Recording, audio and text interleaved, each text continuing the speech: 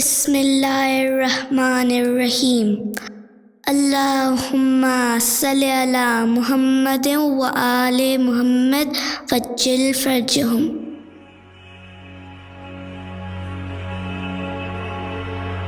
Under the burning sun, a little girl cries.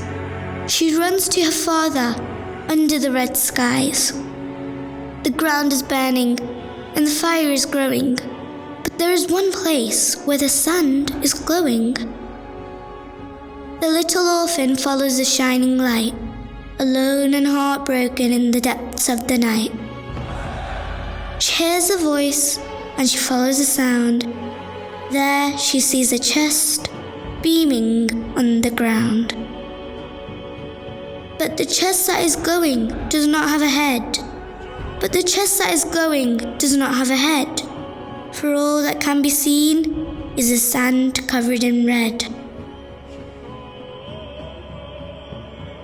She scurries to the chest. She embraces it so tight. She scurries to the chest. She embraces it so tight.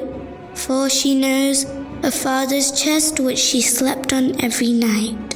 Which she slept on every night.